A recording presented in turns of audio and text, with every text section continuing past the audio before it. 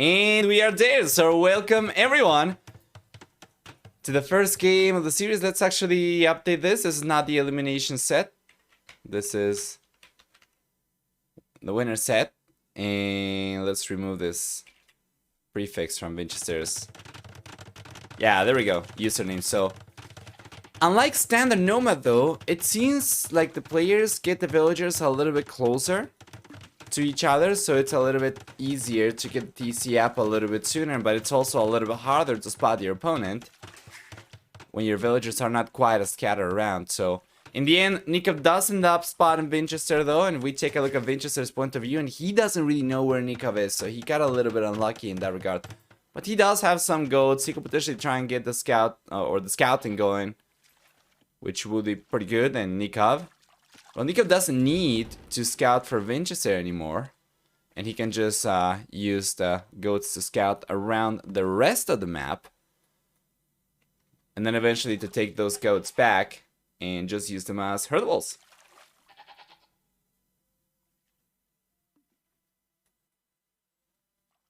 The arena is gonna be Teutons versus Turks. Well, we have a few choices, right? For both these guys for most of the maps. It's not necessarily going to be a cookie cutter kind of draft, given the maps that we have for each player, but yeah. For starters, Berbers versus Bohemians. And I'm not really sure which one I'm liking better over here. Nicov gets cheaper. Stable unit production, the Castle and Imperial Ages. 15-20% cheaper. He gets faster moving villagers and ships. Ships obviously will not make a difference. Faster moving villagers won't really make too much of a difference. He gets to the TC a little bit sooner, in any case, but that's about it. Hey, Yarbase, hi! Triple Pond, yes, that's a beautiful location for a TC for Nicov. And Vinchester, on the other hand, he doesn't really have quite as much. Instead, he's got some Ibex over here to collect, to potentially collect from, but Nicov, well, Nicov's got some Ibex a little bit farther away. Both players are kind of far away from the wood, from the palm trees, but it might not make much of a difference at all, because if you take a look, Nicov is so close to the side of the map that he can just send the villagers over here instead, and that's going to be so much better. Vinchester is kind of screwed though. His map, or actually, his TC location is not in a great position on this map whatsoever. PLH is on the way, ready for Nicov very early on. I love this format. The Deep Waters League format is just great. It needed to be adopted. It got adopted. Unfortunately, 9 months after Deep Waters made their final live stream, I think. But yeah. Yeah, Nicov's actually collecting from another pond over here, despite the fact that he still has plenty of this. I don't like it at all for Socotra though. Well, there's a few maps. Socotra, it kind of removes the aggression of the map. Yes. For Black Forest, for instance, it kind of also lowers the stakes at the very beginning, because you already start with extra villagers. You can, you know, if you send all your villagers forward, losing one villager is not going to be quite as catastrophic if you end up engaging in a battle. But for many of the maps, it's quite good. Although I do agree with Mem, maybe Chinese should be adjusted for it. I didn't get the chance to ask him what he thought about Mayans. I was going to, but the game was too hectic. So, yeah, I'm not really sure what his thought about that is. I think for Mayans it's fine. It's more than okay. Because Mayans usually, they do not really get idle TC time at all. Whoa! Peter Banana! Thank you so much for the Prime gaming sub. I absolutely love all of the Prime subs. Take that money away from Amazon and give it to me, man. Because we need to get back at this huge corporation. Thank you so much for the subs. Very much appreciated. And welcome to the club. Let's take a look at this. Oh! One villager goes down from Vinchester already. He's got no loom. He's going for it. But he paid the price. And Nicov's got that spearman moving forward. He's got skirmishers queued up as well. 2 skirmishers on the way, 2 spearmen, 3 villagers. And Nico's just gonna take advantage of the faster moving villagers over here. Try and put pressure against Vinchester, and so far it's worked out pretty nicely. He's gotten the first villager down. Sure, he's got 3 villagers moving around and being idle, but if he manages to get 1 extra villager, and with the fact that he already kind of denied a big chunk of the gold over there, makes a big difference. Now he cannot go after this villager. Any of these villagers underneath the tower, he's gonna need to bail. It's unlikely he'll lose a villager, by the way. Yeah, Vinchester was trying to body block the villager, but won't be able to do too much. So in the end, Nico's just bailing. And I think it might be a fairly even trade over here with Nicov getting 1 villager down, pushing Vinchester away from gold, forcing a tower up from the red player as well. All the while, his own villagers are working just fine back home, except for the ones that he's got forward, of course, but yeah, he's gonna keep on trying to do more and more damage. And check this out. He's going for a tower behind the Vinchester's Woodland. That's a beautiful location. Let's take a look at the range of this one. Let's say that Vinchester gets fletching. His tower is going to target Nicov's. For that, I would like Nicov to actually pull the tower 1 extra tile to the back. But he's going for the tower over here instead, and that's good. Yeah, that's good. He's able to range Vinchester's tower, so he's gonna force fletching from the red player.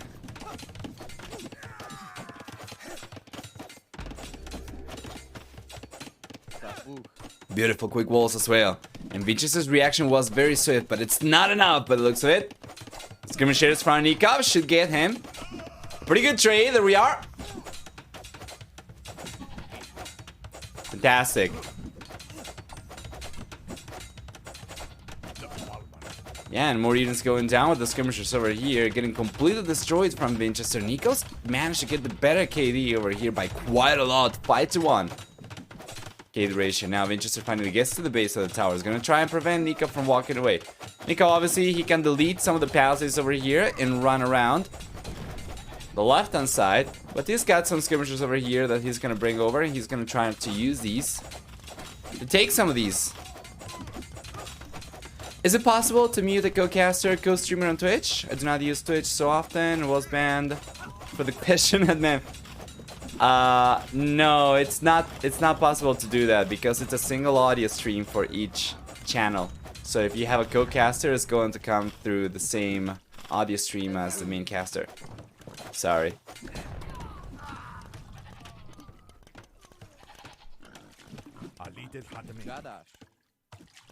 That'll be an interesting idea, but then it will be kind of weird, right? Because you only hear the caster talking to nobody. Hey, if you're into that and you like my casting, but you absolutely do not want to see me co-cast with anyone, then you would probably dig the videos that I recorded yesterday. When I was co-casting with Mim, I was not streaming because I was trying to focus 100% in the casting. So all that I had was OBS minimized in recording mode, and so that I could upload those eventually to my YouTube channel, right? Little did I realize that I was not recording the audio from Discord, so I have a 4-hour recording of me talking to Capture H and getting nothing in return. Basically just me talking alone, right? With some ghostly figure. I'm going to fix that. That's why today there is no Warlords video coming up on YouTube. I was planning on uploading today the first series from yesterday, but yeah, there wasn't enough time for me to fix that yesterday. We're gonna try to do it today and hopefully have 2 come up tomorrow from Warlords to try and compensate. You can use different audio channels for things like playing music in the background without then getting the VOD, so it should be possible. What you can do, there are 2 channels that you can send to Twitch, but the user is not allowed to... You cannot mute or toggle the audio tracks. Basically, the only thing that you do is you send an audio track to Twitch for the live stream, and then you send another one with a different mix for the VODs. So you can choose to include the music channel into your audio track for live streaming, but not for the VODs. But I don't think the user is allowed to switch between both these tracks live. At the very least, I'm not really sure. I guess you could do it, but there is a disadvantage, of course. The fact is that you're not going to have a co-caster for the bot either, for everyone, not only for those who would like that to be the case. Regardless, Nicov so far has managed to get a pretty substantial lead. Even if he ended up losing the villagers he sent forward in the end, he still managed to get more than enough damage done. If you take a look at the eco KD, we have 4-3 for Nicov, so he's looking stronger. We have an overall KD that's stronger for Nicov as well. And he's got a much stronger economy compared to Vinchester, so this is a map that I think would probably, most people would probably have expected to favor Vinchester, but so far Nicov's just looking so strong. Gotta be honest, this TC location was absolutely dreamy. There's no getting away from that fact compared to Vinchester, but there is an aspect of RNG on a map like this. On any nomad map, there is an aspect of RNG. So you know, you throw the dice and you get what you get. Nicov? Nicov's going up to the Castle Age now, and Vinchester not even close. He's got 1 or 2 buildings, but not enough food whatsoever. If he gets a market up, I don't think he's got a market yet, right? If he gets a market up, he can try and balance his economy, but still wouldn't have enough to go up. And wouldn't be quite as efficient, of course, as using the market is not too desirable. You want to go up organically, just with a strong economy, with good eco balance. And if you take a look, Nicov had to use the market over here quite a lot. But because of all the pressure that he put, it didn't matter too much.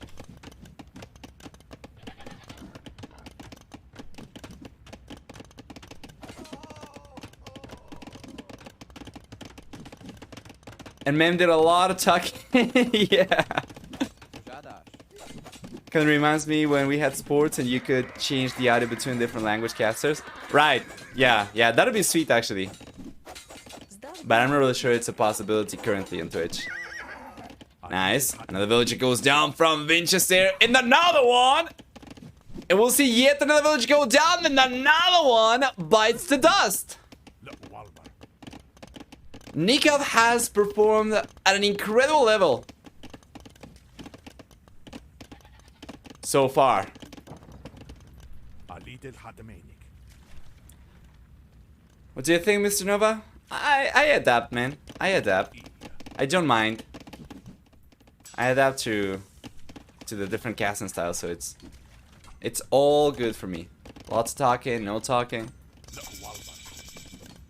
I can do anything from being silent to being 100% casting, so and anything in between, and it's all good. In any case, when somebody else is doing most of the talking, you can just gather the key ideas that go through your mind during that time as well, and it hopefully comes out a little bit better and more concise than if you're just 100% casting all the time. So it's not a bad thing. Prevents me from saying dumb stuff. Most of the time, but not always.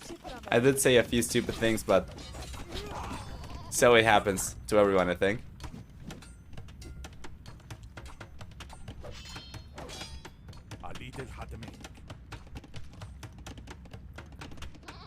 Nah, it's cool. It's cool. And it also makes it a little bit more clear when you're done saying something. I also used it a few times.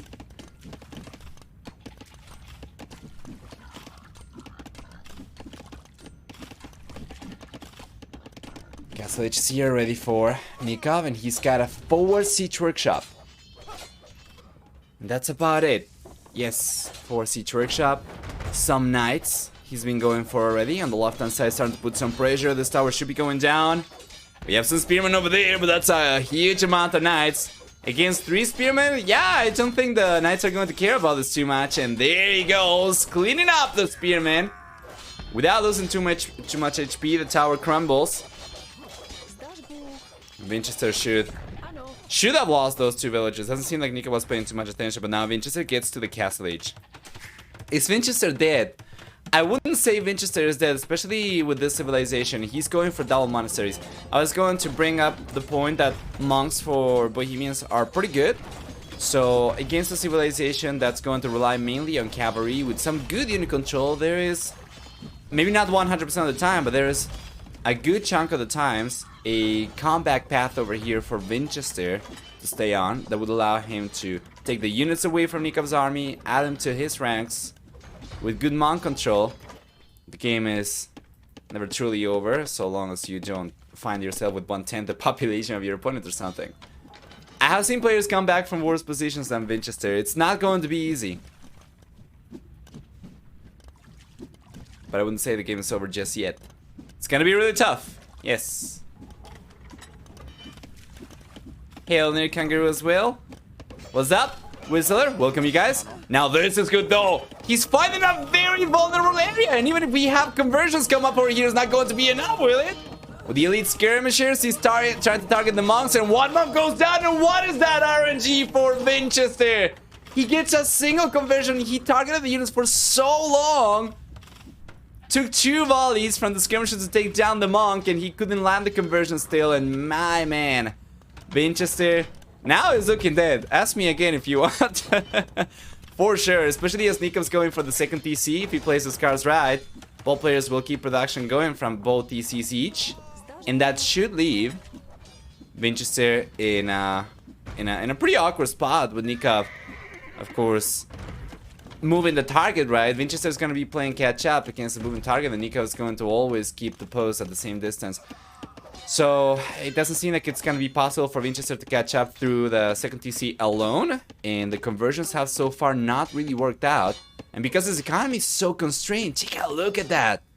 He's got only 22 villagers working because his economy is so constrained. Actually, even 17, what is that, 16 villagers working right now. But because his economy is so small, he cannot really use the double monastery the way that he was hoping for. So, the CC is going down very soon. We see conversions coming in from Nicov, who's got the counter monk play. And Vinchester, well, Vinchester knows he's in a very precarious position, especially if you take a look at the score. He's not calling the GG yet, but it shouldn't take too much longer than this because, yeah, there we go. In all honesty, what do you really do in this position from Vinchester? He can't do anything, so he calls a GG. I like that he tried, and he, you know, if things had gone a little bit differently, if the RNG hadn't been quite as atrocious for him, maybe he would have been able to hold on a little bit better. That would have given him a little bit more time to perhaps get more monks out and try to catch up as well. But as things are, Nicov ends up taking game number 1, while Vinchester finds himself at a disadvantage in the series with Bedouins as a starting map over here. Probably not something that a lot of people were expecting to see over here. At the very least, that was the case for me. I was not expecting this result necessarily. And taking a look at the achievements, we'll see a very close to 5 to 2 kill ratio for Nicov. For economy, a stronger economy for Nicov as well. Collecting about 5,500 extra resources. With a stronger work account, of course, and especially towards the end. This was a huge, huge lead for Nicov towards the end of the game, and it was an amazing momentum he was getting over here. He was picking up so much steam. How do you keep up in Vinchester's position? You can't. I would have understood if he had called a GG about this point. Took a little bit longer for him, but you can't blame a guy for trying.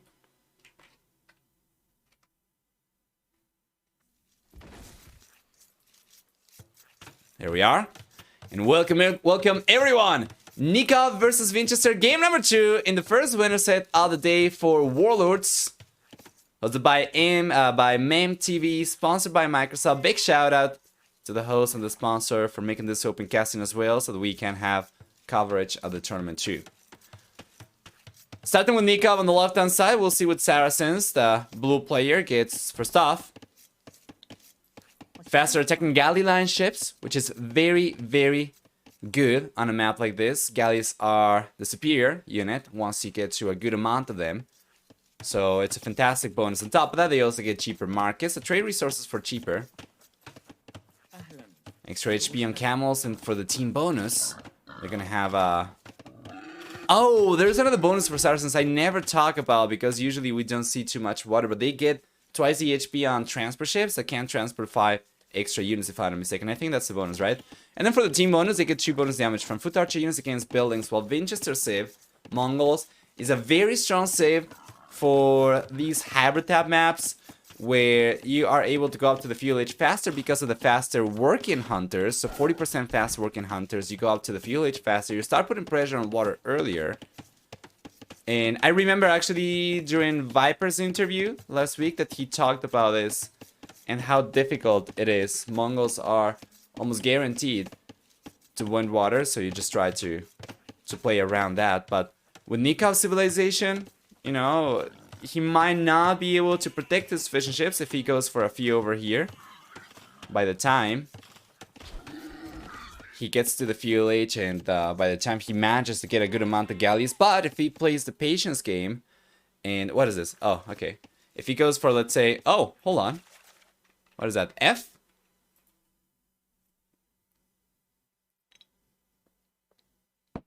Are we live still?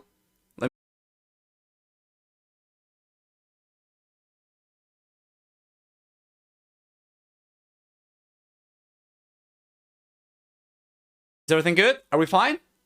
OBS says that we are fine. I'm just going to remove the pause and assume that we are until somebody says otherwise.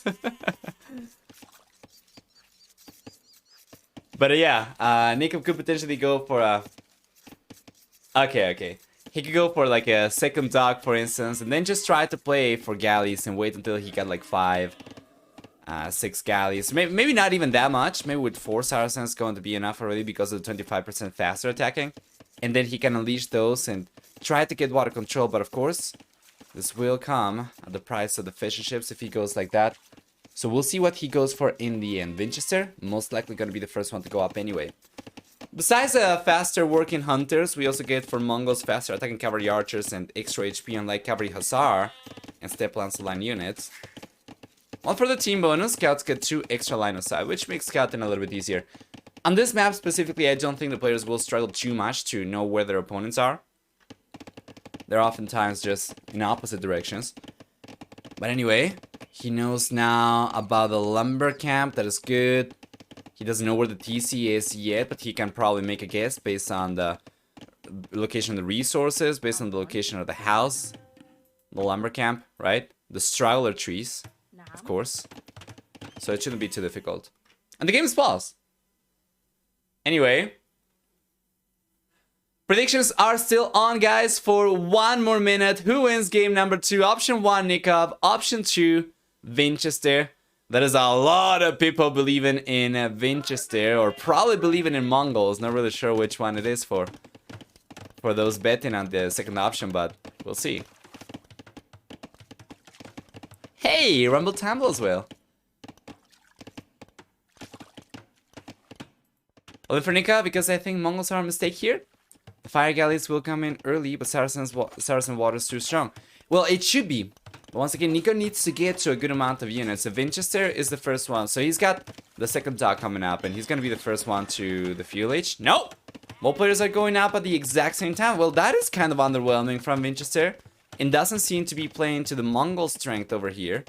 And with 2 docks each, well, just utilizing the defender's advantage, Nicov should be able to get to 4 galleys without taking too much damage from Vinchester whatsoever. And he should be able to keep all 3 fishing ships up, I think. We'll see.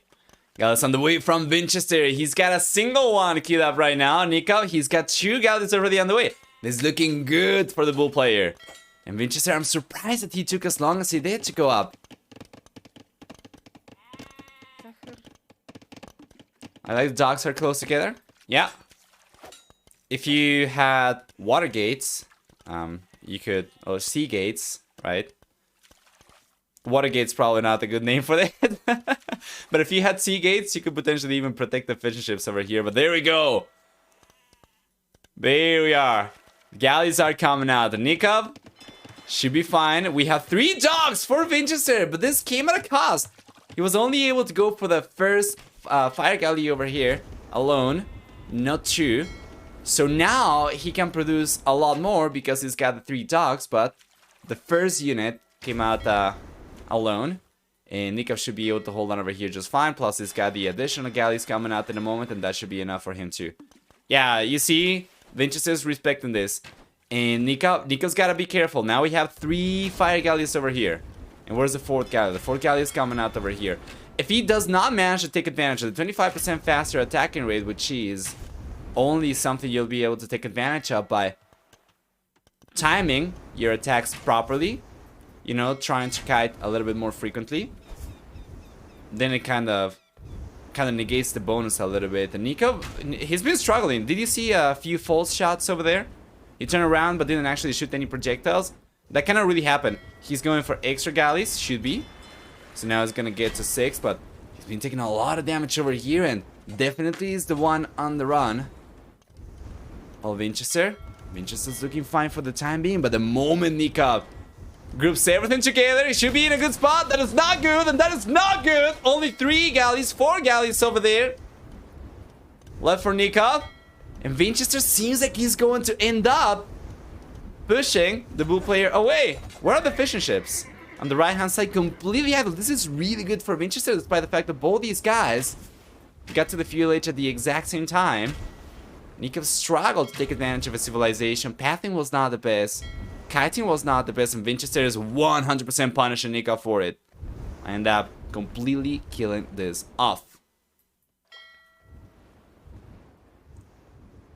Yeah, he was not firing a lot, and it seems like it's pretty much over. We have 4 fire galleys, 3 of these are very low HP, and that's gonna be, yeah, the end of this one as well, so all of the galleys go down. Nicov seems to be completely out of the water. This is really good for Vinchester. Really good for Vinchester. He's got enough galleys over here, fire galleys, that he should be able to prevent Nicov from getting back to water at all. We'll see a 3rd duck over here for the blue player, but he already got spotted, so after these ducks get taken down, we'll see Vinchester move over the right hand side and take this off.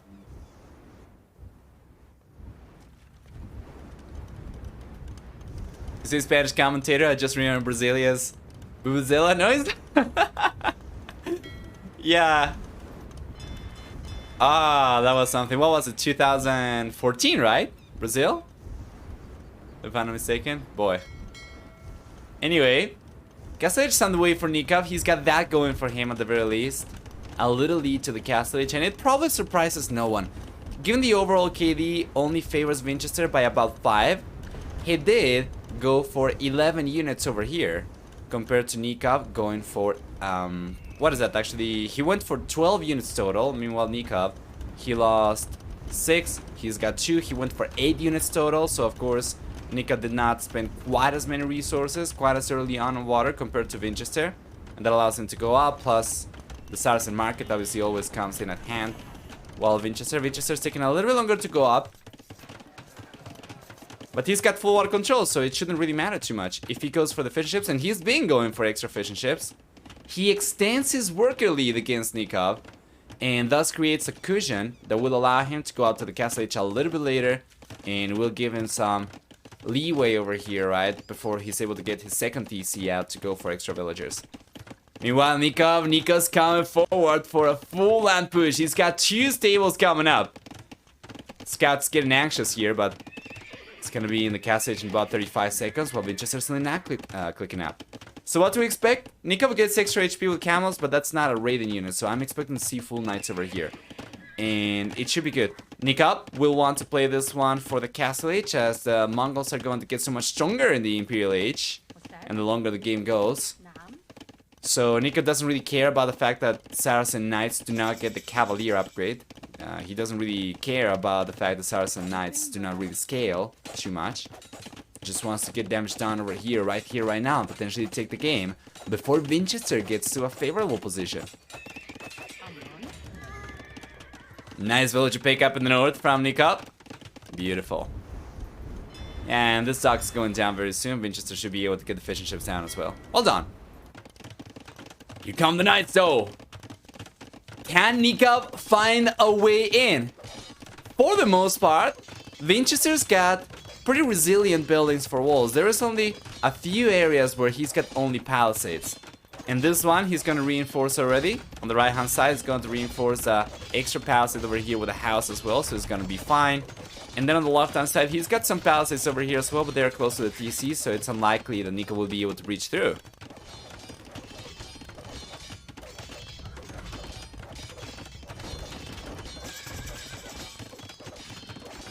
There we are. Nice pressure. Love the Siege Workshop as well.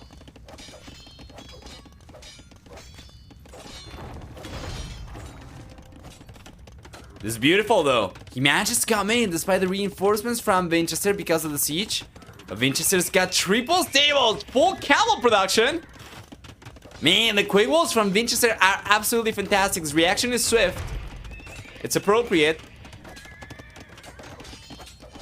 We should be able to push Nicov away from here, and just as Nicov got pushed away from water, getting pushed away from land over here would be absolutely catastrophic for Nicov. He spent for the most part his entire economy just trying to get the pressure working over here to work, right? The pressure going over here, and Vinchester ends up fending off Vinchester's, actually Nicov's push, sorry. What does Nicov have to play anymore? He's out of water. He'll be basically out of land over here as well. Let's see. Here we go. We see the conversion coming up. Nicov's got the one bomb over there, but it's not coming up. He did not get a single conversion, and the camels are completely cleaning up. The army from Nicov, as the blue player calls the GG. Vinchester equalizes the set. We get a 1-1 score at this point in time, and the plot thickens, guys. The series heats up. We'll get a 4-game series at the very least, and depending on how the next 2 games go, we might get a full set over here. And the series could hardly be looking any closer. So let's go through the achievements. And this was so good for Vinch. Better KD by quite a lot. By quite a lot, as a matter of fact. It's going to be 19-3 KD ratio. We have for Army, an Army high for Vinchester. That's significantly stronger compared to Nicov's. And for Economy, Nicov did manage to collect a few extra resources. About 514 extra resources. But it doesn't really matter. Because Vinchester had always the perfect response to whatever Nicov went for. Galleys, no problem. Fire galley, bam. Nicov's out of water. Full push, no problem. Full camel defense for Vinchester, pushes Nicov away. The interesting thing though is the villager max count over here looks better for Nicov because he did have more villagers. But Vinchester also had fishing ships, so his eco count, so to say, would have been significantly higher, right? At the end of the game, he wasn't 37, but plus 9, that's going to be 46. So from this point onwards, after Nicov got pushed away from Vinchester's base, Vinchester was just going to start getting significantly ahead in economy, and ultimately Nicov was going to end up losing the eco lead that he had over here. So he could have kept on trying if he wanted to, but it was going to be pretty difficult. After having lost water and the land push did not work out, Nicov was going to be definitely, you know, uphill on a slippery slope.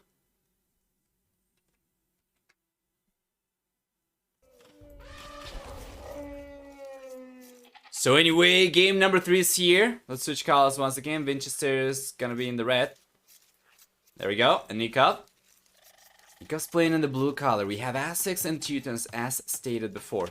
And Nicov's actually the first one to send villagers forth. He's got 3 villagers coming in, trying to deny some resources from Vinchester already. Wow.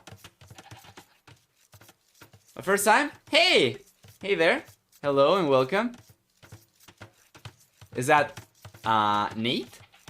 Or Onater? Let me know. So yeah.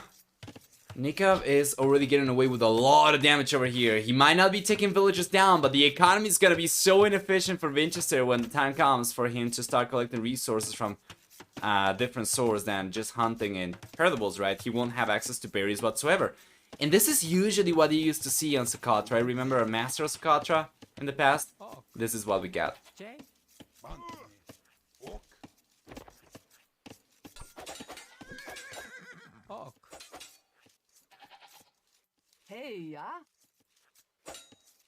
There we go. Yeah, so far Vinchester's holding just fine. Sounds good. It is Nate. I am new to the game and have been really diving in. Yes! Yes, welcome, welcome.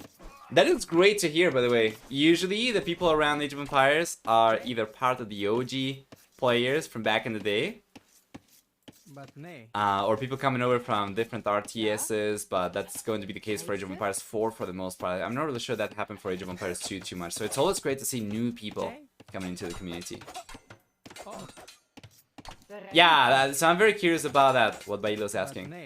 So far, Vinchester's defense over here has been good, but Nicov still ends up taking many of the Zeras down. That is great, because Vinchester is already running out of the Zeras. He already pushed towards the TC, and these two will rot away. Meanwhile, on the other side, you see that Vinchester is sending now a villager to try and go for the same, but won't be able to do anywhere near as much damage, because Nicov, he was not really banking on pushing the Zeras back to the TC, so if he just goes for a mill over here, he'll still be able to collect the most of these. And Vinchester gets pushed back, and so far, Nicov has gotten away with the most damage done this game. Just a few seconds, guys, left to predict who wins game number 3. Option 1, Nicov. Option 2, Vinchester as well.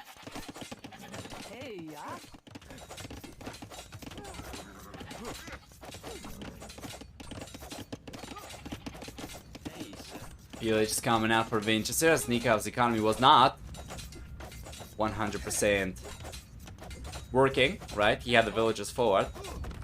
So Vinchester was going to get a stronger economy so long as he had access to resources still. So once he runs out of herdables, that's when it starts to hurt that he does not get access to berries.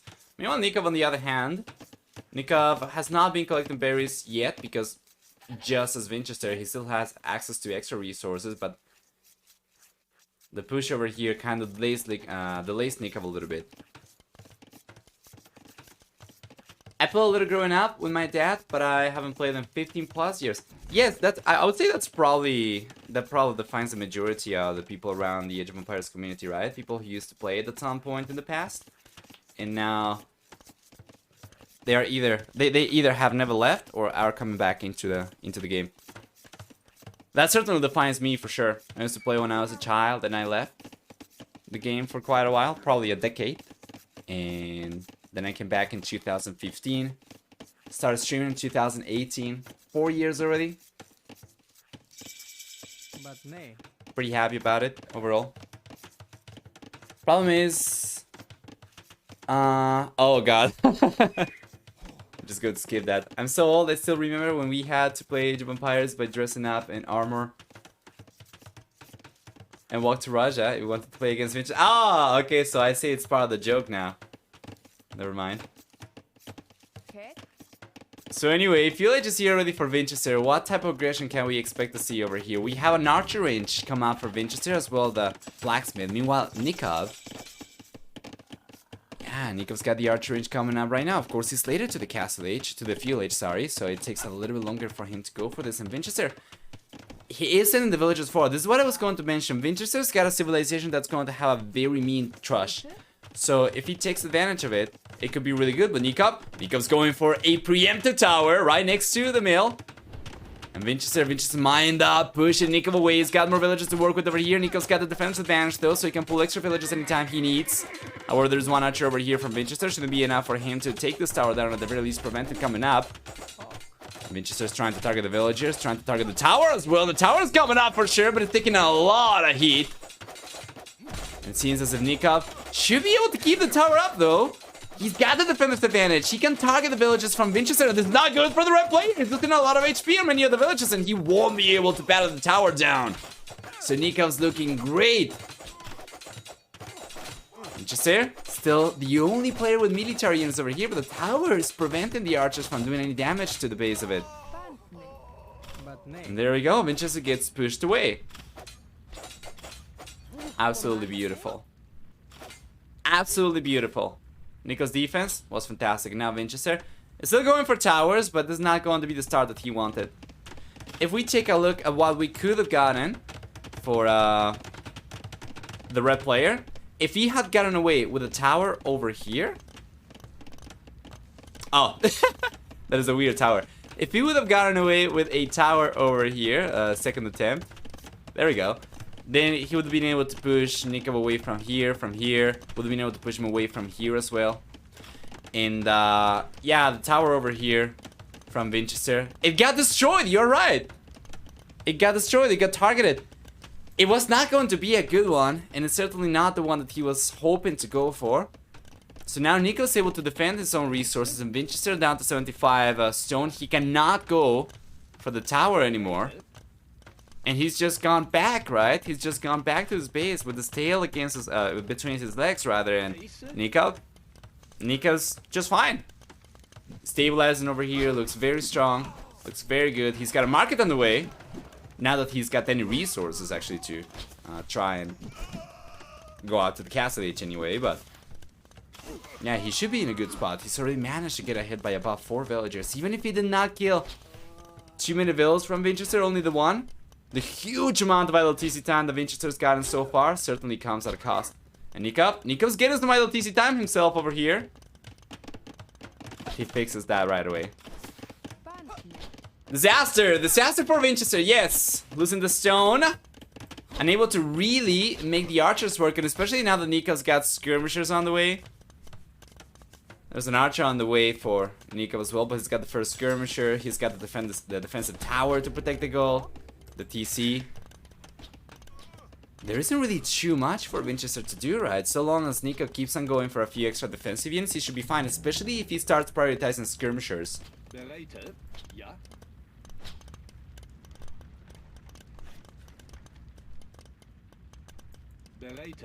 Technically, castles in this game are just keeps. Keeps are just towers. Technically.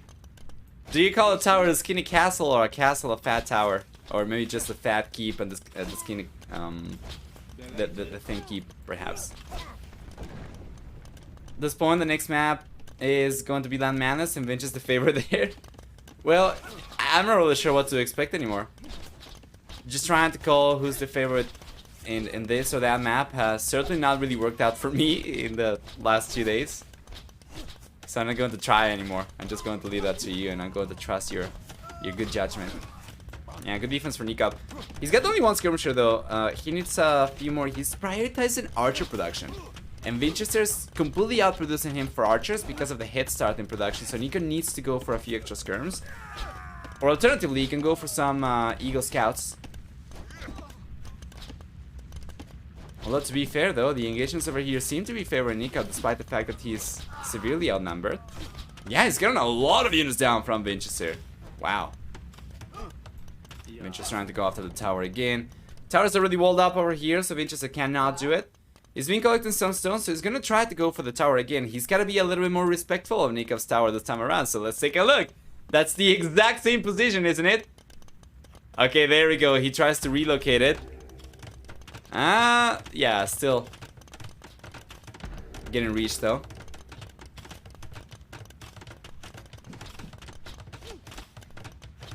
Nikov's reaction is swift. But is it appropriate though? There's a good chunk of archers from Vinchester, but Nikov's got the skirmisher and he's got the archers himself to work with, so he should be able to clean out these military units from Vinchester, and then the villagers should be able to battle the tower down, and Vinchester doesn't seem like he'll be able to keep this one up at all. With the tower going down, what does Vinchester have left to keep on pushing with?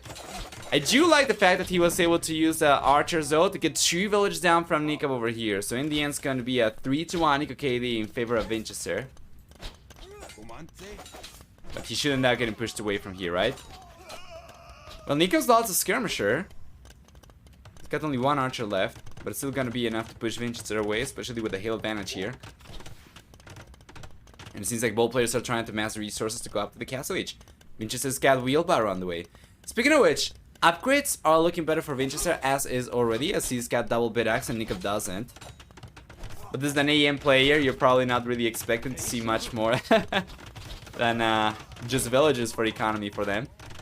And that's another villager going down. So if Nicov loses his villager lead, kind of loses his ability to keep up with economy over here, especially as Vinchester with wheelbarrow is going to have 3 villagers worth of an upgrade over here just with this one.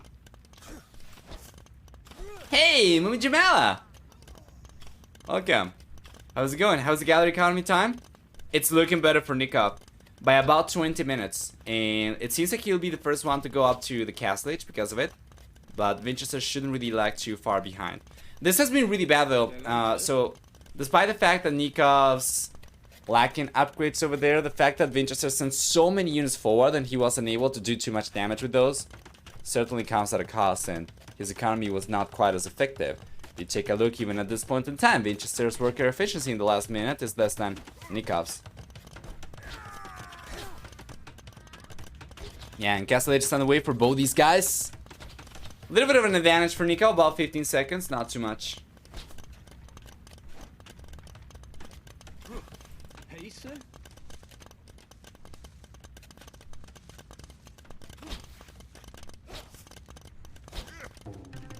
Nice. Defensive tower on the way for Vinchester. Not something that he needs right now, but something that certainly could come in handy if Nicov gets to the castle edge earlier and starts putting pressure. However, what do you expect over here? Nicov, he's playing Aztecs, right? So he's going to have a few options. He can go for crossbows. Those are going to be fine, but those are not going to be too great as he does not get Thumbring. However, against Teutons, it doesn't matter because Teutons, they do not really get good archery. And besides that, we can say infantry for Aztecs, but then we can say infantry for Teutons, and infantry for Teutons is going to be stronger because of the extra melee armor. I guess Nicov could make a play for Eagles. It's going to be another option too, but against Teutons seems borderline suicidal. Extra armor on knights, extra armor on militia line units. Vinchester shouldn't really struggle to defend against that too much. And you know what, even if... Yeah, Nico's just going to make the play for crosses over here, which seems to be the best choice. And I was going to say, even if he tried to make a play for a smash or something over here, Vinchester is just going to have... is going to have just as good monks. Not as high HP, but it's going to be just fine in terms of upgrades, right? They get all the upgrades, the Teutons. And siege is going to be just as good for Teutons. It's going to scale just as nicely as well, so... There isn't really too much over here for Nicov to pursue. It's just going to be crossbows.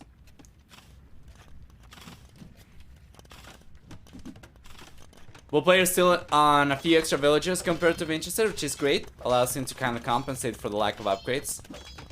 Wheelbarrow is not something that he desperately needs, as his villages already carry 3 extra resources per trip.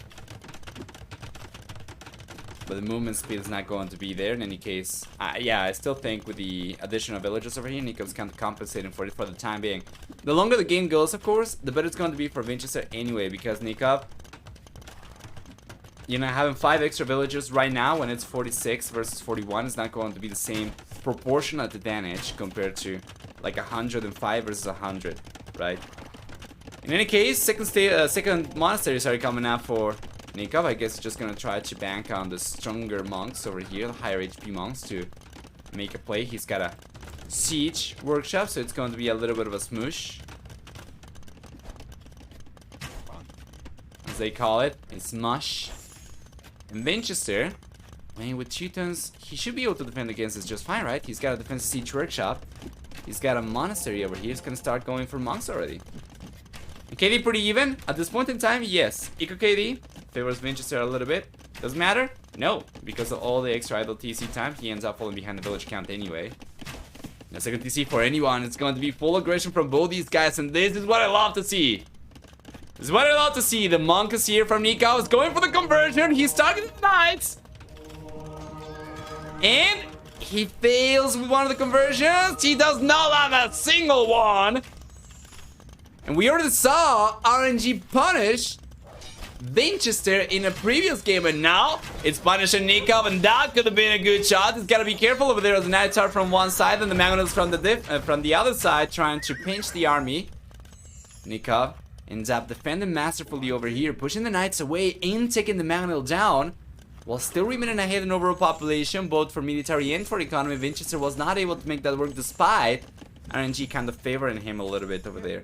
And this is just, wow, nothing short of remarkable. Teutons get extra melee armor on stable and barracks units, by the way. +1 and +2 in the castle and Imperial Ages. But Pierce armor is going to be just the same, right? So Vinchester's got only scale barley armor over here. Of course, against crossbows, that's not going to make these knights particularly strong. He needs to go for chain barley armor. Doesn't have it right now, but he's got an atonement though, so it seems like we're gonna get full clown mode from Vinchester.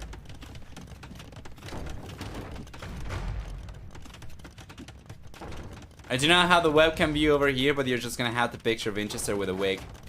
With a clown wig. Left hand side, second TC is coming up for Nicov behind some walls to secure some extra economy, but yeah, Vinchester is putting pressure. Not too much though, he's not going for extra siege. He's not really going for extra monks too heavily. He's got the single monastery over here. And Nicov. Yeah, Nikov's got just as many monks as Vinchester. As a matter of fact, he's got more. He's got 3. He's got 4 actually. One of the monks is carrying a relic. There we are. Yeah, conversion resistance is pretty good. For anybody who might not be familiar with Teutons, they get a team bonus by which conversion resistance increases for their units. How so? Conversion chances are half against Teutons. And the minimum and maximum conversion times go up by 1 and 2 seconds if I'm not mistaken. What is that? Did they just take a villager of his own? Yeah, he just got a villager of his own. Vinchester, a little bit sloppy over there.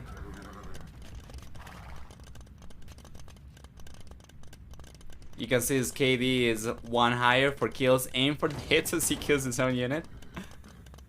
Yeah. Just casually helping Nicov over here. Low-key helping Nicov take the game. Speaking of Nicov, he's going around the left-hand side while Vinchester is coming forward through the center. Now he realizes about the crossbow, so he brings the units back. But still, no chain bar. The armor is huge. Vinchester cannot really do too much over here on Nicov. Nicov making a play for monks against Teutons is always going to be risky. Yeah, good unit control for Nicov. Well done. Yeah, well done. Let's take a look if he can land a few conversions at the very least. Now that the knights will be targeting the crossbows, he should be able to land the conversions. So that's going to be 1, 2, 3 conversions coming in out of 4. Many of the monks are going down, but it does not matter. The monks are going down from Vinchester. Much more heavily as well. The converted knights are going right after the mountains right now. We still have a good amount of crosses over here to one-shot villagers, especially with the hill advantage. And he is even going after the remaining monks over there. Costing Vinchester hundreds upon hundreds of resources down the gutter right there from the monks going down. And now these knights. The knights will bite the dust over here eventually as well. There is the mangonel over there from Vinchester, but very good unit control from Nicov. Well done. Oh, good shot though from Vinchester. And a little bit of a misplay over there from Nicov. A bunch of the crosses go down and Vinchester survives one more day, but now looking pretty still. Much stronger military count for Nicov despite the good mango shot. I jinxed it, I'm sorry. I'll take full responsibility for Nicov losing his army on the left hand side. But it's fine. He's got some on the right hand side too. Should be able to take care of these knights just fine. And Chain Bar the Arm was finally coming up for Vinchester. I would say maybe a little bit too late. If he had this from the get-go, it would have prevented Nicov from massing the amount of crossbows he did. But of course, I'm just here watching the game and talking, right? It's going to be much harder to actually get the output when you're actually playing. You're paying attention to so many things, especially on a map like this. Defense castle's coming up for Nicov. Vinchester's got 7 stone miners, does not have enough stone to go for a castle yet. And this is an interesting location, a defensive one. He could have gone for a more offensive castle, but it would have been tricky. The units are not in a good position for Nicov to try and pursue a forward castle, so this is understandable. Did he buy the stone, by the way? Oh, he bought the stone. Yes. He didn't really mind quite as much in Vinchester. Vinchester, he needs to mine the stone. There is no chance for him to buy it, given his current economy. But Nicov's still looking good. Gets the castle up, gets the score lead. Once again, it's been switching back and forth. Overall, KD favors Vinchester, which I guess is what makes the score be quite as even as it is, because Nikov's been in the driver's seat for the most part of this game. To be fair, he's not really been going for too many military units in the last few minutes, as he's been saving the resources to click up to the Imperialists of Vinchester. This is Vinchester's chance to strike. First, he's got to defend though. We see some villagers going down on the left-hand side toward the north. Nicov takes more villagers down, but there's a scary amount of manels. And we are finally getting in a position where I think a good engagement from Vinchester leaves Nicov in the dust. He realizes about the castle now, though. Cannot really go to the left-hand side. So he's gonna need to go around over here. We'll see the conversions coming up against the mangonels from Nicov, who's got redemption already. The knights are coming over. He's gonna try to make the play work, but it's going to be pretty difficult. Conversion resistance still pretty strong, and the monks, they're going down. A single conversion over there. 4 monks down to the ground. Actually, 3 out of 4 monks down to the ground. In the end, Vinchester cannot keep on pushing from the left because of the castle, so he needs to try and find a different angle to strike from. And still no eco upgrades for Nicov. Absolutely. Vinchester shouldn't take too long to click up to the Imperial Age himself as well. And Nicov, well, Nicov got kind of equalized for military count. However, because Vinchester's military is higher value, he's looking a little bit stronger. Yeah, and the score gap after all the monks went down over there, and Vinchester didn't really take any losses, will favor the red player. Of course, once Nicov gets to the Imperial Age, that's going to equalize once again. It's going to get about 400 points. Forecast from Vinchester. That's a beautiful location for one. And Nicov, well, Nicov being the first player to get to the Imperial Age, will be the first player to get the trebuchets, so we'll see if he can take advantage of it. But once again, we see the conversions coming out. It's going to land 2 conversions. He's going to land 2 conversions, 3 conversions. Monks are going back towards the castle, and this time around, he'll actually be able to save the units for the most part. Yeah. Only lost a single monk and ended up getting about 3 conversions over there. I'm not really sure if the 4th knight is from before or if it's from this engagement right now, but that's pretty good for Nicov. And now he gets to the Imperial Age. So what do we see? Trebuchet on the way instantly. Why? Because Vinchester's castle over here is in a fantastic spot. So Nicov's just gonna try to take this one down. Meanwhile, he's going forward with the converted knights. He just reset the HP of these units, so he's got a working army. Chain-barded armor, these knights are pretty resilient, and Vinchester shouldn't be able to defend too well, even with the TC, even with the tower.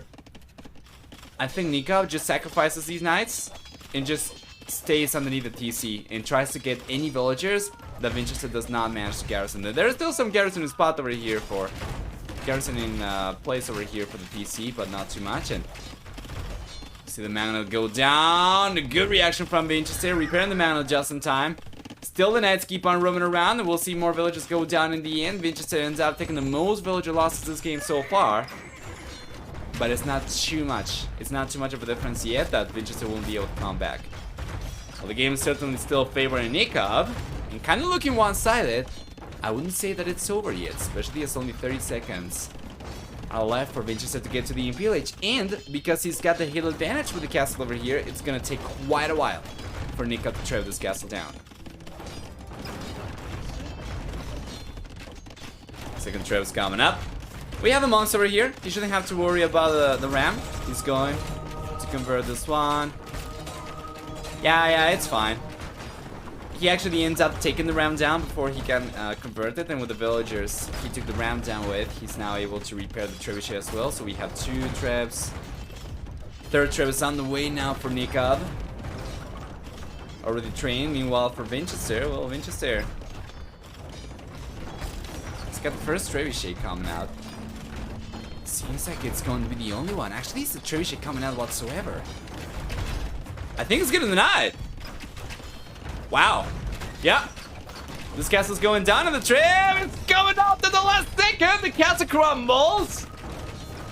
And the heal advantage works by absorbing damage and creating extra damage depending on which position you find yourself in. So if you have the heal advantage, you're gonna deal 25% additional damage to units on lower elevation, and then if you're fighting against units on a higher elevation, you're going to deal 25% less damage. So the trebuchets over here are not quite as efficient as they will be on even ground.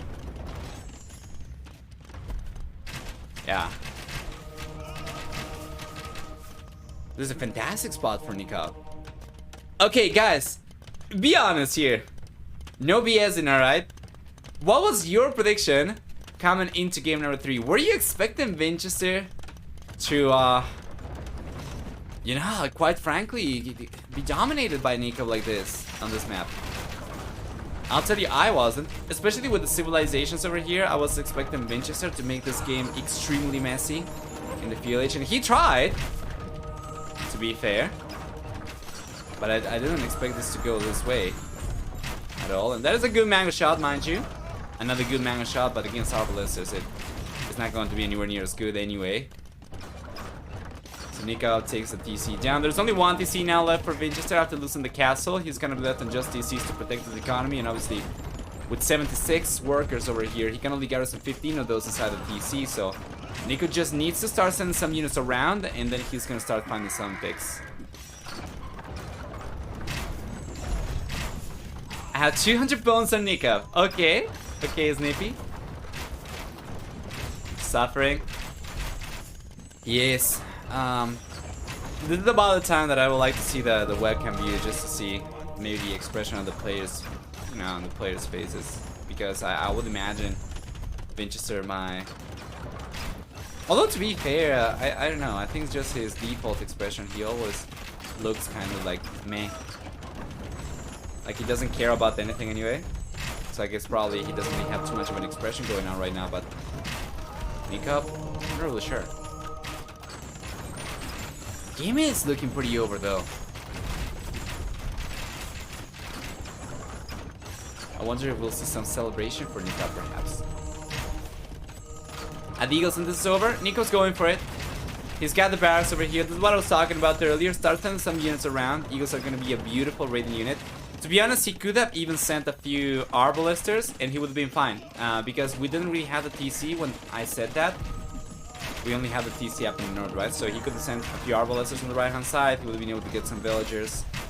Now with the Eagles coming out, that's going to be enough to prompt the GG from Vinchester. So guys, game number 3 going in favor of Nicov. That's going to be a 2-1 score favoring the Argentinian. While Vinchester finds himself with the back against the wall.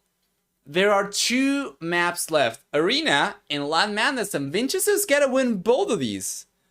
You know, Nicov had picked Arena as his home map in previous series. So even if for this series in particular, it is Vinchester's home map, I wouldn't really bank on him having a huge lead on that map necessarily, because Nikov's shown already that he is more than capable to play that one. So taking a look at the achievements, we'll see a stronger KD for Nicov, and the end's going to be a little bit better than 1-1, but very close from both players. The big difference over here is that Nicov ended up collecting a few thousand extra resources compared to Vinchester, which given the eco upgrades we had from both these players is nothing short of amazing. Although to be fair, most of the eco lead that Nicov managed to get came from the end of the game, as you can see before the last, 5 minutes, 7 minutes of the game. Actually, it was Vinchester, the one with an eco lead a little bit. But it was always pretty close. In any case, nobody really got too far away from the other guy. And then for Society, we'll see a stronger villager max count for Nicov. Took the fewest losses too, with only 5 villager losses, while Vinchester ended up losing 20 villagers himself. And let me take a look at APM. Pretty curious about this. Better for Vinchester. Alright, 88-71. Thank you for paying the predictions off. Our base, appreciate it. Let's go back.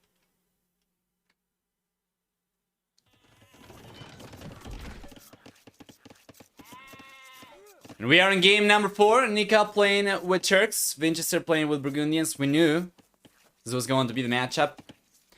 And yeah, what do we get for these guys?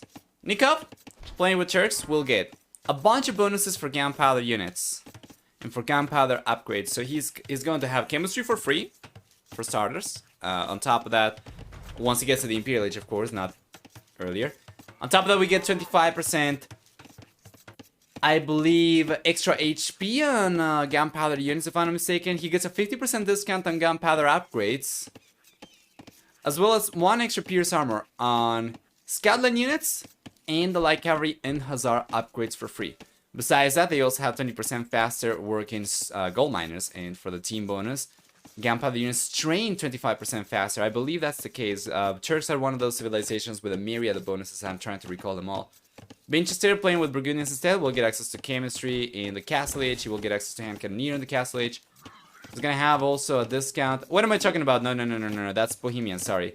Burgundians will get a 50% discount on stable upgrades and access to the Cavalier upgrade and the Castle Age. Yes, that's the correct bonus for the civilization. Sorry about that. They also get a discount on eco upgrades as well as access to eco upgrades 1 inch earlier compared to other civilizations. Higher damage from gunpowder units, 25% more. And then for the team bonus, relics not only generate gold, but they also generate food.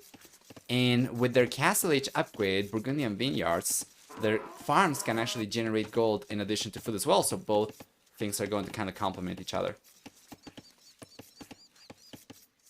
The predictions are already on, guys, and you have about 4 minutes still left to vote with your points. Who you think is going to win, to make your predictions, and who you think is going to win game number 4.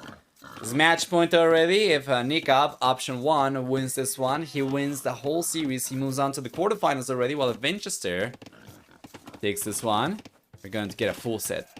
Let's take a look at the map generation for both these guys, starting with Nicov. What do we get for the bull player? So first off, we're going to have both golds inside the walls forward, so this is not ideal. However, the secondary gold, this one on the right hand side, the smaller one, is too far away from the walls for Vinchester to potentially spot this one if he is to go, you know, alongside the walls with the scout. However, this one is close enough that I think a Castle Age scout from Vinchester will be able to spot this from outside the walls. This could potentially influence the decision of, like, if Vinchester wants to go for a castle drop. Usually that's not going to be the case, and it's going to be Nicov the one, given the civilization, to want to go for that, but still. The other secondary goal for Nicov is going to be outside the walls on the left-hand side, kind of far away, and then he's got the stone on the back, so this is the only resource that he's got on the back. I guess berries are technically on the back over here as well, but for minerals, that's the only that he's going to have on the back, and then this one is forward, outside the walls. Taking a look at the map generation from Vinchester, on the other hand, what do we get? We're going to see for the red player, stone on the back, so that's good. And we're going to see on the left-hand side, the secondary goal kind of forward is not ideal, and this one is close enough to the edge of the walls over here that I would say a scout going this direction, perhaps from Nicov, would probably spot this. We also have a stone over here for the red player forward. This is the secondary stone, and then the secondary goal is forward outside the walls too. This one is good. It's kind of stylish, and it's going to be kind of far away from the walls. But the thing is, if Nicov, let's say that he gets vision of this. If Nicov gets vision of this gold, and he realizes about this stone, and I think he might already know about the stone. Let me take a look. No, he doesn't know about the stone, but if he gets vision of both these resources, then he could be the one to potentially go for a castle drop. Most likely, we are going to see a castle come up around here, right? He will have to make a choice, because he can go for the castle around this area, and he will be able to deny these golds. But then if he went for the castle over here, which I don't think he's going to go for the castle over here, but if for some reason he went for the castle over there after he gets a few upgrades, I'm not really sure if he would have enough range to deny this one. I think that's not going to be the case. So most likely we are going to see the castle come up over here in front instead. If Nicov is to go, of course, for a forward castle at all. In the village, we already see a stable, a blacksmith coming up for Vinchester. He's going to try and get some scouts out into the open. Meanwhile, Nicov's done a remarkable job over here, going up to the village so much earlier than you would expect the Turks to go in. You know what? He's not being collected. It's because he's not being collected stone. Otherwise, he would have clicked up on a few extra villagers so that he can collect the stone to get a castle up. But in the end, Nicov's just going to play this one for relic control and probably for economy. He's going to play this one for map control. That could be good. Turks, so long as they have access to gold, are going to be a very formidable civilization in later stages of the game as well. So there is a chance over there. Nikov's going to try. Vinchester's not collecting any stone either, so it seems like he's just going to make a play for water control himself, going for the scouts, and once he gets to the castle age, probably a few monasteries coming up.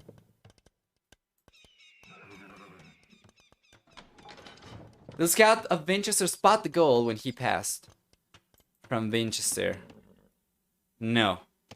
The scouts gain extra line of sight per H. I think it's going to take Vinchester the castle age before his scouts get enough line of sight to spot any resources inside the walls for Nicov. If that's what you're talking about. If you're talking about the goal outside, I think he saw it, yes. Right? Yeah, he knows.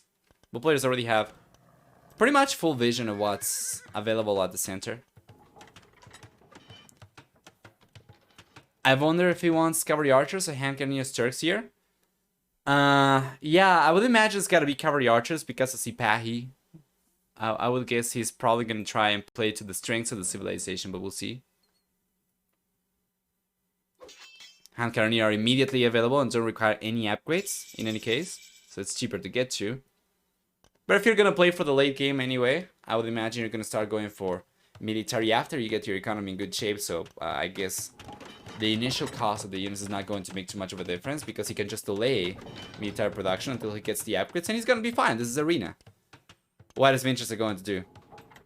Just push against the walls, right? But moving with Turks against Burgundians doesn't seem like the best plan in my opinion. I'm not really sure. I haven't seen this before. It seems like it shouldn't work, right? It seems like Turks are playing to their strengths when they are going for Janissaries, when they are going for the castle drop. That's usually what we see whenever they are used in arena. Not the other way around. So Vinchester with Burgundians instead will be playing to the civilization strengths by going for full boom over here. But I haven't seen Turks do the other stuff before so much, so I guess we are going to find out over here. On paper, it certainly seems like it's a risky choice from Nicov. But we'll see. No extra TCs, by the way. What's going on? Like cavalry? Monks? What's going on with Nicov? No extra TCs. He's housed. What? Wheelbarrow? Forced into wheelbarrow because of being housed. Vinchester. Vinchester's got the second TC already. He's got monks out and about. The first relic came in for Nicov already, the one that was closer to his base. Now we still have two relics over here pretty close to Vinchester's base. He's gonna try to go after this one. It's gotta be careful.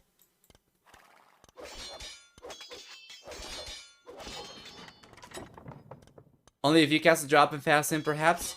I guess so, right? But he would have needed to go up with a significantly stronger economy for him to be able to fast imp. Not too convinced about Nikov's strat over here. And honestly, I cannot really put my finger on what Nikov's strat actually is. Without any extra TCs, it doesn't seem like he's going for economy. Without a castle drop, it doesn't seem like he's going for aggression. It just seems like he's kind of laying there, waiting for Vinchester to get ahead. To be fair, the red player has been struggling to collect the relics, and Nicov is going to try to go after these ones. Vinchester is putting his army up in two groups. We have light cavalry for both these guys. Nico's got one extra though, and the conversion is coming up over there, but it's not going to connect. Nico in the end will end up clearing out the smaller light cavalry army, and he should be the one left with the better map control. Even if Vinchester still has a second group of units on the left-hand side, Nicov might be able to end up collecting the most relics over here. But it's going to come at a cost though. Doesn't matter if you end up getting all 5 relics if you fall behind by 20 villagers, probably even more than that. Vinchester's already able to maximize production from both his TCs, and he's got a third TC on the way. With 12 foot workers, he cannot go for triple TC production and light cavalry. But it's gonna work to get there, and Nicov, still no extra TC, still no nothing's just going for the market. My lord.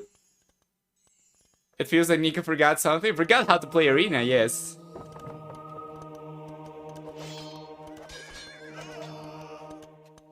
Oh man. Now the monk goes down for Nicov. The bad thing for the blue player in this position as well is because his economy is so much smaller, every loss that he takes hurts so much more compared to Vinchester. Like Vinchester, he loses a monk. He's got 8 extra workers. That's going to be only about 40 seconds worth of, you know, those workers. So it doesn't really matter. Well, Nicov is at a disadvantage in worker count over here. So he loses a monk, and that hurts so much more. So far, KD has favored Vinchester as well, so things are looking pretty rough for Nicov. Seems as if he's gonna be able to go up to the Imperial Age. He's selling the stone. And it seems as if he's gonna try and make a play for a hand cannoneer and bombard cannons. I guess that's probably the only thing that would actually work for Nicov, or could potentially work. I guess that's probably his best option from this position. But even that is not great. Even that is not great.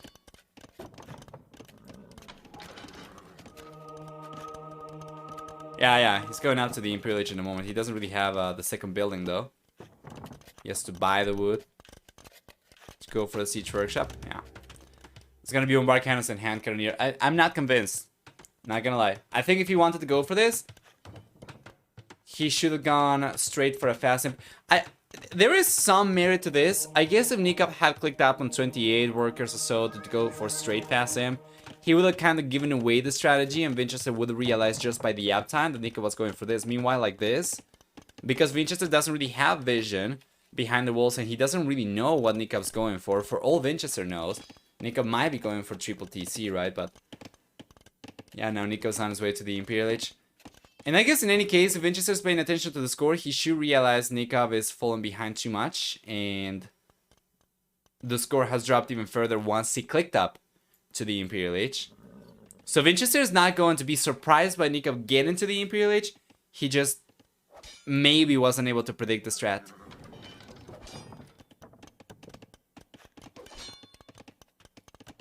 The merit for this is that you get a bigger economy for the all-in push, but the con is that it is really late. Yeah, that's true. It's a stronger economy as well. If he had just gone up on 28 or so, it would have been a straight fast amp and a pretty meager economy, and that's a little bit more all-in. And this one is not quite as all-in, but it's a little bit riskier. So we have the archer ranges come up for the hand cannoneer. Gets immediate access to those because of chemistry being available for free for Turks as soon as he gets to the Imperial Age, and Siege Workshop he'll use to go for bombard cannons. Seems to be calculated then. I was giving Nicov a lot of crap for the strategy he was going for, but if this actually ends up working out, I'm going to look like a fool. At the very least, I'm not going to be alone. I saw many of you in the chat puzzled about Nicov's choice here. But if it works out, hey, new meta? Who knows? Vinch going stone. Yeah, he'll be able to go for a castle sometime soon. Nicov shouldn't really struggle against that. Of course, with bombard cannons, that doesn't really matter too much, right? Good amount of like cavalry soon to become Hussar for free. There we go.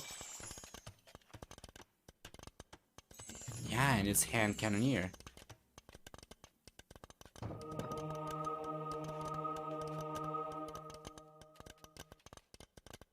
Beautiful.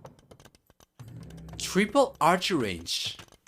It's not gonna take too long for him to mass a scary amount of HC. And these units, they might not have the fastest attack frequency, the shortest cooldown, the shortest reload time, as it's called in Age of Empires. But you know what? They're extremely strong. Take a look at the stats over here. It's going to be 17 attack for these guys. And you know what? Because he's got Hussar, now he's going after the light cavalry. He will end up clearing the units out from Vinchester, but he loses a bombard cannon. And because his economy is so constrained, every loss over here is so impactful for Nicov. He's just gotta try and do his best to prevent taking any additional losses. Got another Siege Workshop coming up for. Now this one I like a lot better. Reduces the travel time for the bombard cannons quite a lot.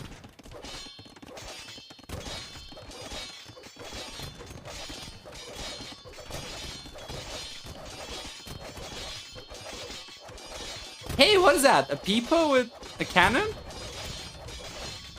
That is such a good emote. And there we are, we have Hussar.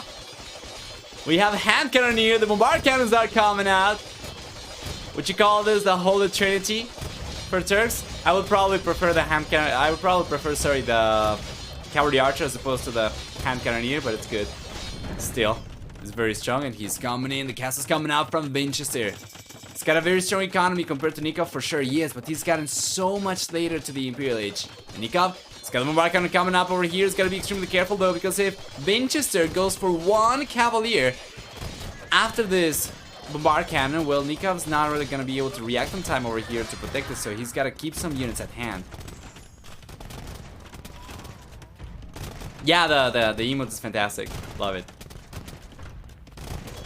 So much army compared to Vinchester. Vinchester's economy, though, should allow him to produce army pretty heavily as well, so it shouldn't take too long for him to, at the very least, try and catch up.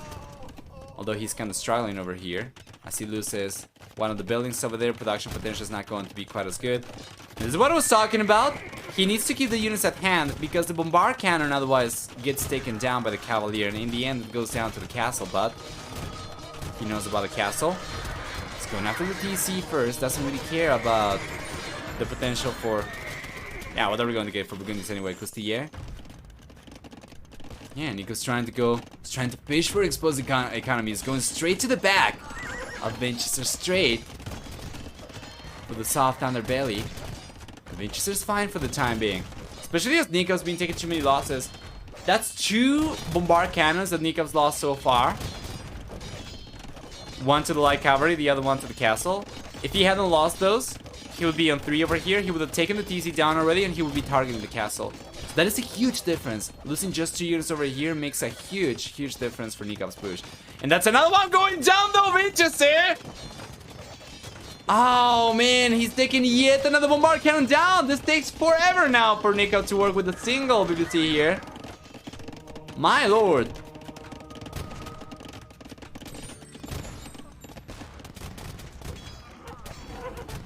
It's not looking great for the push from Nicov over here. Even if he still remains on a stronger military count, the lead over here has reduced, proportionately speaking, by a lot. Vinchester's only about 11 military units behind. He's got Paladin coming up. Given his much stronger economy, he should be able to keep production going, while Nikov's struggling to keep the units coming up. So it seems to me as in the next 2 minutes, actually in the next 1 minute, actually, this is going to get completely surrounded. And even though we have a little bit of a choke point over here, it's not going to suffice. The hand cannoneer are probably going to go down. The bombard cannons are probably going to get destroyed from Nicov as well. And Vinchester should get some momentum, and to be honest, wouldn't be surprised if Nicov called the GG the moment he lost all these units. So we have Paladin right now, and here comes Vinchester, and Nicov's out in the open, not even sticking to the choke point.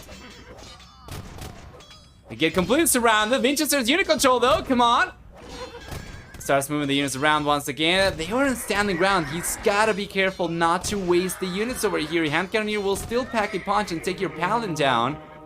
So the unit control was not the best over there for Vinchester. I think he might have been able to, at the very least, halve the army from Nicov if he had better unit control over there. But now he's going to have to wait until he gets a few extra units out.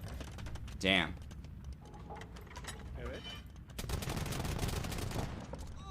The Burgundians get block princes? Yeah, they do. I think they get the full monastery, don't they? Let me take a look. No, they don't get Theocracy and they don't get Heresy. Heresy I was expecting probably to be missing for Burgundians, but wasn't really sure. Theocracy I didn't know. Well, you learn something new every day. Not full but decent. Yeah, pretty alright. Vinchester's got a group of Paladin on the back. He's got a group of Paladin in front. He's gonna try to surround these units once again. And Nicov's push is looking finally as strong as it should have been. Probably from the very beginning, right? We have 3 bombard cannons over here. There's a 4th one coming forward. The hand cannoneer are here from Nicov too.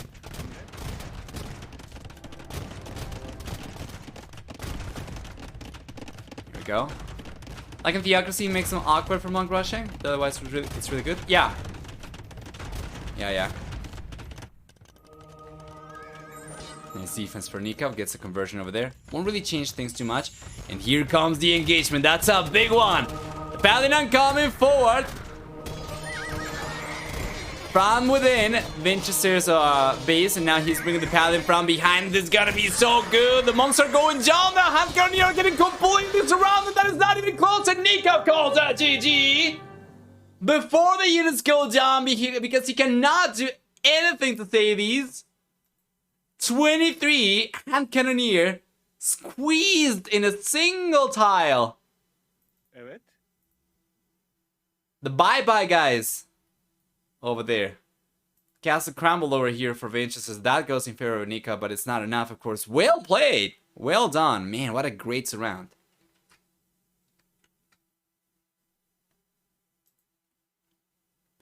We have in the end an about 9 to 8 kill ratio for Nicov.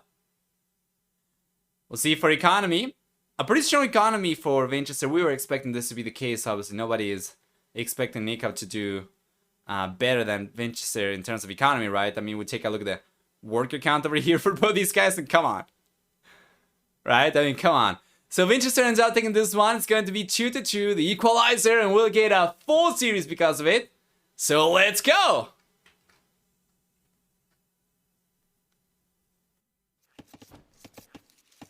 There we go. In game number 5 is here. Switching Vinchester once again over to the red color. This is what we get. Whoa! A red stag! Thank you so much for the prime game and stuff. Let's go, guys! Redeem all your primes. Take that sweet money away from Amazon and into the stream so we can get back at the ripping off we had to endure from that company. So very much appreciated. Oh, there's a little pause over here. Well, that's going to give us some time to take a look at the map and take a look at the civilizations as well. The predictions are on. Thank you so much, Arbase. So for the next 5 minutes, you get to predict who you think is going to win Game 5 in the series with it. With Nicov playing Hindustanis on the left-hand side and Vinchester playing Franks on the right-hand side. They are going to be options 1 and 2 respectively.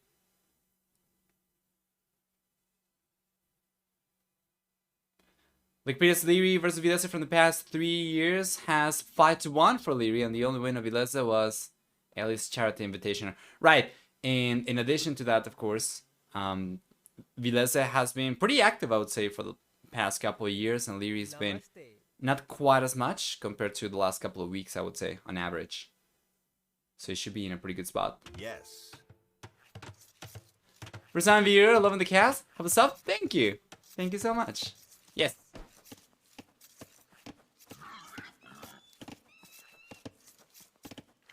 So let's take a look at the civilization. Starting with Nicov, playing with Hindustanis, that means he's gonna get 10, 15, 20, 25% cheaper villagers in the Dark, Feudal Castle, and Imperial Ages.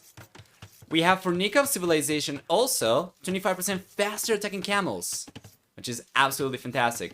Hindustanis are, for instance, civilization which will be able to get raids going with camels, while any other civilization will struggle to do that, unless we're talking about faster attacking camels from a certain Indian civilization as well, right? And then besides that, Hindustanis will be able to get +1/+1 armor on gunpowder units. For the team bonus, Light Cavalry, Hussar, and the Camel Rider units do get 2 bonus damage against buildings. In Vinchester civilization, he will benefit from 15% faster working foragers, so this is huge for this map, even if it's not straight up broken as it used to be in the past when they were just surrounded by berries. Besides that, we get 25% cheaper castles, 20% extra HP on the cavalry units starting on the fuel age, and free farm upgrades, which counts in clutch, of course. You do not need to pay for the upgrade, and the first farm you go for is already going to benefit from it, so it's going to eventually pay off. Well, for the team bonus, Franks get 2 extra line of sight on 9 line units, and that can be pretty relevant, I would say, especially on a map like this, which is pretty difficult to completely secure. Because the woods are surrounded by stone, you cannot really wall this too much. You cannot wall like completely, so you need to rely on local walls on every wood line that you go for individually. And the extra line of sight on the knights might allow Vinchester to potentially spot some extra units exposed around the map that wouldn't be possible with any other civilization. However, of course, that's easier said than done, and so long as Nicov plays his cards right, if he just goes for the walls as soon as he gets a new wood line initiated, he should be fine, right? Village is on the way for both these guys. Nicov's going up faster, and Vinchester's got the fuel H on the way now as well.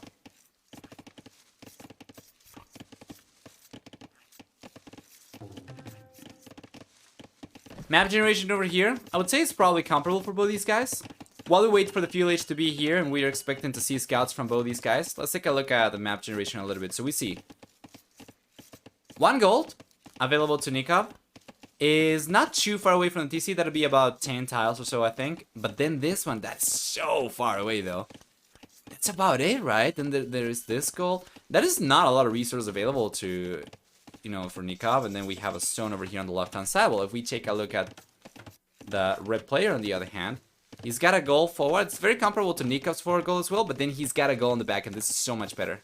He's got 1 wood line over here. 2 wood lines, as a matter of fact, 3 wood lines available to collect from on the back, so that's pretty good. And it seems to me as if Vinchester's map generation over here favors him a little bit more compared to Nikov's map generation.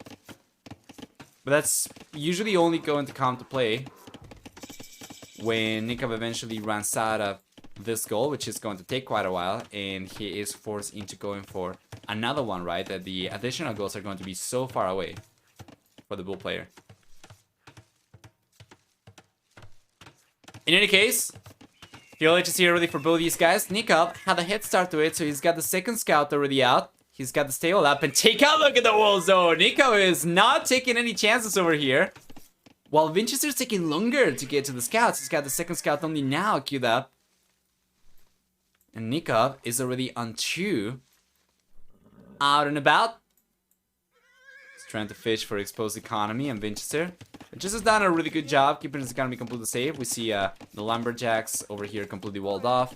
He's got a second lumber camp up in the north that he's completely walled off with as well. And it's already looking fantastic for Vinchester in terms of defenses. Well, Nikov's got 3 scouts over here, so he should be able to get better engagements against Vinchester. But it's unlikely he'll be able to get any villagers down given the defenses from Vinchester being up in place already. So let's take a look at that. We have the hill advantage over here for the red player. Very good unit control. However, Nikov's got the numbers. With 4 versus 2 scouts, ends up pushing Vinchester away, and now the red player is going to have to go back to his base. There we are, left hand side. Nikov's finishing the walls. He actually brought an additional villager just to be sure that he got the walls up before the scouts came in from Vinchester. He's never really going to be truly walled off because there's always going to be an opening, you know, in the stone section over here, unless Nicov took the time to go for something like a wall from here to here and then probably around the TC. This would actually leave him completely closed off, but that will leave him with only 1 wood line as well, which is not ideal. So here comes Vinchester. Nikov's been roaming around himself as well. He's not going to be able to find any damage over here in Vinchester. Interestingly enough, he's been able to actually surpass Nikov's scout count despite the fact that Nicov had the head start in production. Let's take a look at the quick walls. Nikov's going for it. He's getting away with it. Well done. Good job from Nicov. Nicely done. He secures the wood line, but the berries, though, the berries are exposed. Not enough for Vinchester to do any damage over there. The spearman. Yeah, it's looking pretty strong, and I love it that Nikov's actually targeting the correct units. That was a little bit sloppy in the end, though. He needed to target the same scout that he targeted right away. He would have been able to reduce Vinchester down to only 2 scouts. In the end, he switched targets. But you know, Nicov's still looking strong. He's got 4-1 KD. 0-0 Eco KD so far. Literally, I think he tried to snipe the farm over there a little bit too late, though, and Nikov's gonna be fine. One thing that I do like from the blue player is that he did not really go for quite as many units, so he did not spend quite as many resources while Vinchester's been going pretty heavily on scouts. So long as Nicov keeps extra spearmen coming out, should find himself in a pretty good spot. Just gotta keep the spearmen around and key areas around his base to make sure that there is no exposed economy for Vinchester to go and collect. So long as he's able to do that, he should be able to stay ahead compared to Vinchester overall, because I haven't spent fewer resources on military.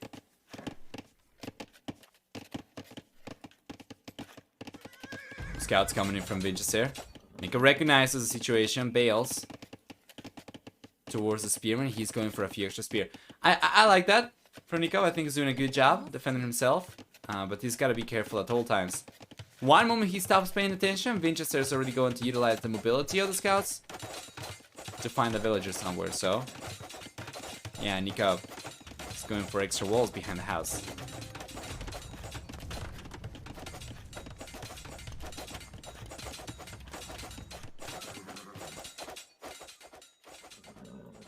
You said in some interview or stream that was translated on Reddit that nerves get to him, or got to him, and also that he thought the Viper also seemed nervous versus Leary. I'm curious about that. When there is a series like this, let's say Leary loses against, or actually the Viper loses against Leary, there's only a winner interview, right? So you do not really get to hear the other player's point of view. So I wonder if that is the case. Leary has said many times that he never really gets nervous against other players, like he just tries to play the best he can, right? But yeah, I'm pretty curious about players playing against Leary. I would imagine I would probably be crapping my pants. Let's take a look at this though. Vinchester's coming in and oh, Nicov tried to get the walls up but couldn't do it. And the scouts are coming in. The scouts are coming in. This could be catastrophic for Nicov. He's got a lot of other economy over here. Many of the villages are going to crumble as well. That's one woman going down. Scouts are taking a lot of damage as well, mind you. But it seems like it's going to be another village going down from Nicov. Yes, sir. That's going to be 2 villages down already so far from the blue player. We're going to see another village going down. Not quite, as the scouts are too low HP. But he still manages to scrap a 3rd kill over here with the scout. And Vinchester finally gets away with some damage. In the end, KD is about the same for both guys. 10-9, but Eco KD is favoring Vinchester, which means that he has gotten the better trades in the end. Nicov, not the one to call a GG after an engagement like this, despite it being as bad as it was. Is getting still kind of close to have enough resources to go up to the castle edge, but Vinchester's got him beat. Vinchester already has a resource to go up, so there we go. With any other civilization, Nicov wouldn't be in this position. I mean, he wouldn't be close to going out to the castle edge still. But that just comes from the villager discount that Hindustanis get. So we need a moment of appreciation for Hindustanis. Allowing Nicov to keep on going over here, because I think that probably could have been a GG moment. If the matchup was a different one. So we have some archers coming out from Vinchester. He went for 2 archer ranges. Meanwhile, Nicov's got 2 stables over here. Just gonna be focusing on full cavalry production, and why not, right? Whatever upgrades he goes for his scouts right now are going to translate pretty nicely when the time comes for him to start making a transition to camels instead. Going against Leary on Archer map is like going to Magno fight against MBL. You expect bad times? Let's take a look. Left hand side, Vinchester's archers are coming forward. I would not be expecting to see archers over here from Vinchester, especially with pranks. But on this map, it just seems kind of awkward. Given mobility seems to be so important, but it's open though. Yeah, it's open because of the stone. This is what I was talking about earlier. You're never really going to be able to completely close yourself unless you go for the wall around the stone towards the edge of the map. And here comes Vinchester though. This could be horrible. This could be absolutely horrible for Nicov. He's done a good job preventing taking too many losses over here, but that's still 2 villages going down, man. That's going to add up. 7 villager kills so far from Vinchester, and he's going to end up getting more villagers down over here as Nicov's unit control, though, prevents him from taking any additional losses. It seems like the blue player will end up cleaning this up. Yeah, and Vinchester cannot do too much with these archers anymore. Plus, extra archers on the right-hand side get pushed away by Nicov scouts, and it seems like the blue player stabilizes. But he's on shaky ground. He's on shaky ground. Take a look at this population. 37 for Nicov compared to 57 for Vinchester. He's got 15 extra military units. Vinchester, that is. He's got 4 extra workers. The crossman upgrade coming up over here, as much as I would doubt the archer play. It's gonna be so much stronger that Nikov's going to struggle defending against the sheer amount of archers that Vinchester might be able to go for if he commits to it. But we'll see. Not a 100% commitment to archers from Vinchester, but he's also going to start adding some knights into the mix, which I actually like quite a bit too. Like this, he gets a meat shield, so even if Nicov gets a good amount of camels over here, the knights, so long as they can bait the camels around, the crosses should be able to take them down, but he's going to need ballistics for that too. Yeah, the difference is pretty substantial already. And Nicov's definitely on the back foot. Wouldn't go as far as to say the game is over, but it's looking like that's the trend, definitely. If Nicov is unable to make something happen the next 2 minutes, I would say. Especially now that Vinchester's got 2 DCs. It seems to me as if Vinchester's lead is going to get too strong for Nicov to fight against it. And it seems very unlikely Nicov will be able to make something happen though in the next few minutes, because if you take a look, he's behind the military and in economy. You cannot be behind them both. It's not a good thing. It's not a good position to find yourself in. If you're behind in economy, at the very least you have to try and stay ahead in military so you can go forward and potentially equalize. But not like this. And very good unit control from Vinchester. Taking the villagers down over there, trying to repair the Scorpion. That's another one going down. Yes, sir. So Scorpion is taking a few crosses over here, but the crosses are taking villages, and because Nicov's on 1 TC only, he cannot really replenish this economy quite as nicely as Vinchester. And despite the fact that Vinch gets pushed away from the front of Nicov's base by the Scorpion over here, it does not matter. The lead actually increased in the last minute for Vinchester, and Nicov recognizes over here, probably sees the score difference getting stronger and stronger in favor of Vinchester, so he goes on to call the GG. And guys, Vinchester moves on to the quarterfinals, sorry, while Nicov, he gets knocked down to the deciders. He's gonna have to go for one more set tomorrow to earn the right to play the quarterfinals. Well done, Vinchester 3, Nicov 2.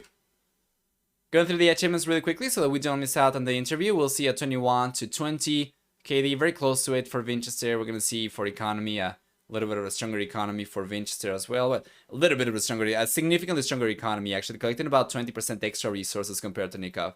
Well done. The brackets are not updated, the command is not updated, so you're gonna have to do !Warlords 3. That's gonna give you a link to the Wikipedia page, and you can see the results over there. Let's go back.